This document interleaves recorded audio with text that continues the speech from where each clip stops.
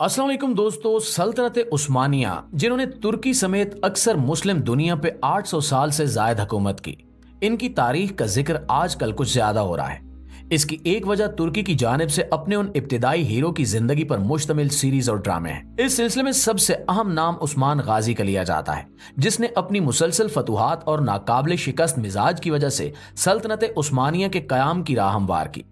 उस्मान गाजी किसी बहुत बड़े कबीले का सरदार तो नहीं था, लेकिन इसकी हिम्मत, जुर्रत, बहादुरी और सियासी सूझबूझ ने इसे बहुत जल्द तुर्की के बाकी तमाम कबीलों में मुमताज कर दिया था। उस्मान बे के बेटे उरहान ने उस्मान बे के बाद अपने बाप की विरासत संभाली और इसी सूझबूझ के साथ सल्तनत का इंतजाम चलाया। ये दो इब्तिदाई हुकूमतें ही आगे चलकर सल्तनत उस्मानिया के फैलने और पूरी दुनिया पर हुकूमत करने का सबब बनी। यहां तक कि एक वक्त में अमेरिका भी सल्तनत उस्मानिया को खिराज अदा किया करता था। उरहान बे ने अपनी जिंदगी में 7 या 8 शादियां की, जिसके बारे में बहुत सारे मुअर्रिखीन ये सवाल करते हैं कि आखिर इस कदर शादियां करने की क्या जरूरत थी। दूसरा, जब इस्लाम में महज 4 शादियों की इजाजत है तो फिर उसने 7 शादियां कैसे कर ली। इसके साथ साथ ये सवाल भी किया जाता है कि आखिर उरहान बे की बीवियों में कुछ ईसाई खवातीन क्यों शामिल थीं और क्या इनमें से किसी ने इस्लाम कबूल किया था या नहीं, और वो कौन सी बीवी थी जिसने शादी के बावजूद इस्लाम कबूल करने से इनकार कर दिया था। नाज़रीन, आज की इस वीडियो में हम आपको उरहान बे की जिंदगी और इनकी तमाम शादियों के बारे में मालूमात फराहम करेंगे। इसके साथ साथ हम इस बात का जवाब भी देंगे कि आखिर उरहान बे ने 7 शादियां क्यों की और इसकी वजह क्या थी। नाज़रीन, उरहान बे की पहली बीवी का नाम ओलिवरा होलोफ्रा था और ये एक बाज़ंतीनी शहजादी थी। ये पूरा नाम भी बाज़ंतीनी मुअर्रिखीन की जानिब से लिया जाता है, वरना ये होलोफ्रा के नाम से ही शोहरत रखती थी। दरअसल होलोफ्रा एक बाज़ंतीनी तैकफूर यानी किलादार की दुल्हन बनने वाली थी, लेकिन वो तैकफूर अंदर से मुसलमान हो चुका था। उस दावत के मौके पर उस्मान गाजी को भी इनवाइट किया गया, लेकिन उसको यहाँ पे मदु करने का मकसद सिर्फ उसको कत्ल करना था, ताकि किसी तरह उसकी फतुहात के सिलसिले को रोका जा सके। इसलिए तकफूर ने इससे पहले ही उस्मान गाजी को इस मंसूबे की खबर दे दी। यूं उस्मान गाजी ने उस किले को जहां शादी होने वाली थी फतह कर लिया। उस फतह के नतीजे में होलोफ्रा को भी कैद किया गया, जो उस वक्त दुल्हन बनी बैठी थी। उसकी शादी उस्मान गाजी ने अपने बेटे उरहान बे से कर दी। शादी के बाद होलोफ्रा ने इस्लाम कबूल किया और इनका नया नाम नीलोफर खातून रखा गया। नीलोफर खातून यानी होलोफ्रा ने उस सल्तनत के अगले सुल्तान को पैदा किया जिनका नाम सुल्तान मुराद अव्वल था। इसी निस्बत से होलोफ्रा सुल्ताना भी कहलाती हैं। पहले सुल्तान की वालदा होने की वजह से नीलोफर खातून की इज्जत और अहमियत बहुत ज्यादा थी। जब नीलोफर खातून की शादी उरहान बे से हुई तो उस वक्त होलोफ्रा की उम्र 18 साल थी। दूसरे नंबर पर जो उरहान की बीवी बनी, उनका नाम एस्पूरशा खातून लिया जाता है। एस्पूरशा खातून के बारे में जो मालूमात मुयस्सर हैं, उन पर मुअर्रिखीन का इत्तेफाक नहीं है। कुछ मुअर्रिखीन के मुताबिक ये एक बाज़ंतीनी जागीरदार की बेटी थी, जबकि कुछ के मुताबिक ये यूनानी लड़की थी। एस्पूरशा खातून से उरहान बे को 4 औलादें हुई, जिनके नाम इब्राहिम बे, फातिमा खातून, सल्जूक खातून और शरीफुल्ला था। इनके बारे में कुछ ज्यादा मालूमात तारीख के औराक में दस्तयाब नहीं है, और जो मालूमात दस्तयाब हैं उनमें भी काफी इख्तिलाफ पाया जाता है। उरहान बे की तीसरी शादी थियोडोरा काज़ीन्यूस से हुई और ये एक बाज़ंतीनी शहजादी थी। थियोडोरा के वालिद जॉन 6 एक बाज़ंतीनी बादशाह थे, जिनका पूरा नाम जॉन कांडू काज़ीन्यूस था।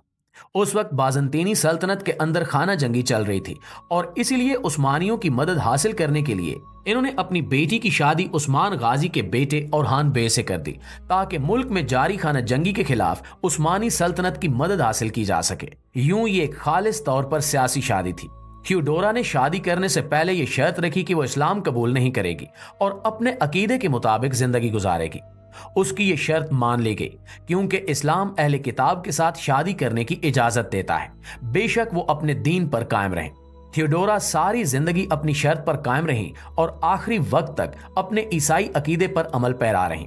थियोडोरा से एक बेटा पैदा हुआ जिसका नाम खलील बे था। खलील बे को सुल्तान मुराद अव्वल ने कत्ल करा दिया। अपने बेटे के कत्ल के बाद थियोडोरा, जिनके शौहर उरहान बे उस वक्त तक फौत हो चुके थे, वो उस्मानी सल्तनत छोड़कर वापस कॉन्स्टेंटाइन यानी कुस्तुनतुनिया चली गईं, जहां पे इनकी बहन मलका हेलीना हुक्मरान थी और इन्होंने अपनी बाकी सारी जिंदगी वहीं पे गुजारी। उरहान बे की चौथी बीवी का नाम आफंदी खातून था, जो उरहान बे के सबसे बड़े ताया यानी उस्मान गाजी के सबसे बड़े भाई गंदूज बे की बेटी थी। यूं आफंदी खातून औरहान बे की तायाजाद कजन भी थी। ये भी एक सियासी शादी थी जिससे दोनों कबाइल के दरमियान रिश्ता मजबूत हुआ था। 5वें नंबर पर औरहान बे की बीवी का नाम ब्यालियून खातून था और ये भी एक बाजंतीनी जागीरदार की बेटी थी। इनका खानदान भी बाजंतीनी शाही खानदान से ताल्लुक रखता था और इनके खानदान का नाम पलीलू लोगोस था। 6ठे नंबर पर औरहान बी की शादी एक खातून जिनका नाम मलिक खातून था इनसे हुई, लेकिन इनके बारे में तारीख में कुछ ज्यादा मालूमात दस्तयाब नहीं है। मलिक खातून से औरहान बे की एक बेटी जिनका नाम सुल्ताना खातून था पैदा हुई।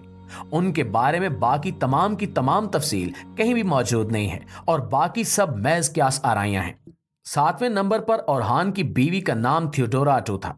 औरहान बे की 2 बीवियों का नाम थियोडोरा था और ये थियोडोरा नंबर 2 थी। ये भी एक सियासी शादी थी और थियोडोरा 2 एक सर्ब शहजादे अरूज स्टीफन 4 की बेटी थी। इस शादी का मकसद भी बाजंतीनी सल्तनत के खिलाफ उस्मानी सल्तनत की हिमायत हासिल करना था। शादी के वक्त थियोडोरा 2 की उम्र सिर्फ 12 साल थी। इनके बारे में भी कुछ ज्यादा तफसील तारीख में नहीं मिलती।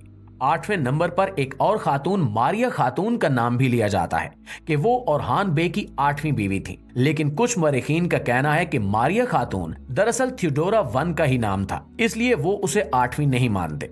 प्यारे दोस्तों, अब अगर हम इस बारे में बात करें कि इस्लाम में महज 4 शादियों की इजाजत है तो फिर औरहान बे ने 7 शादियां कैसे कर लीं, तो इसका जवाब यह है कि अव्वल तो उस वक्त सियासी खल्फिशार बहुत ज्यादा था। उस्मानी सल्तनत मुसलसल बाजंतीनी सल्तनत के मुख्तलिफ बादशाहों के साथ हालते जंग में रहती थी, जिसकी वजह से बाजंतीनी सल्तनत के अंदर भी खाना जंगी शुरू हो चुकी थी। मुख्तलिफ बाजंतीनी बादशाहों ने उस्मानी सल्तनत की हिमायत और फौजी ताकत से फायदा उठाने के लिए अपनी अपनी बेटियों की शादी उस्मानी सल्तनत के शहजादे औरहान बे से करवाई ताकि इन्हें सियासी फायदा मिल सके।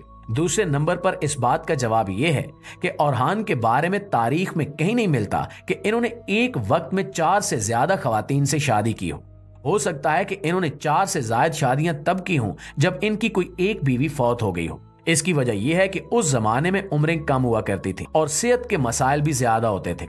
दूसरा, जंगों की वजह से भी अमवात जल्दी हो जाया करती थी, इसलिए हम ये नहीं कह सकते कि औरहान बे ने एक वक्त में 4 से ज्यादा बीवियां रखी थी। और अब अगर हम दूसरे एतराज का जायजा लें कि औरहान बे की बीवियों ने इस्लाम कबूल क्यों नहीं किया, तो ये बात भी पूरी तरह से गलत नहीं है, लेकिन पूरी तरह से दुरुस्त भी नहीं है। औरहान बे की अक्सर गैर मुस्लिम बीवियों ने इस्लाम कबूल कर लिया था, जैसा कि हम आपको पहले बता चुके हैं, लेकिन सिर्फ एक बीवी ऐसी थी जिसने इस्लाम कबूल नहीं किया था और उसने शादी से पहले भी यही शर्त रखी थी। यह ऐतराज भी अपने आप में कुछ ज्यादा जान नहीं रखता, क्योंकि इस्लाम अहले किताब की औरतों से शादी करने की इजाजत देता है और इस बारे में किसी भी किस्म की ममानियत मौजूद नहीं है। वो वक्त उस्मानी सल्तनत और बाजंतीनी सल्तनत के दरमियान टकराव का था, इसलिए शादियों की इस कदर तादाद को गैर मुनासिब नहीं समझा जा सकता और उस वक्त की ज्यादातर शादियां प्यार और मोहब्बत की शादियां नहीं हुआ करती थीं, बल्कि सियासी शादियां होती थीं। औरहान बे ने एक ही शादी अपनी मर्जी और मोहब्बत से की थी, जिसका जिक्र हम पहले कर चुके हैं। जी तो दोस्तों, ये थी हमारी आज की वीडियो जिसमें हमने औरहान बे की तमाम बीवियों की तारीख पर रोशनी डाली है। अगर आपको वीडियो अच्छी लगी तो इसे लाइक करते हुए अपने दीगर दोस्तों के साथ शेयर जरूर कीजिएगा। इंशाल्लाह आपसे मुलाकात होती है अगली वीडियो में, तब तक अपना ख्याल रखिए। अल्लाह निगहबान।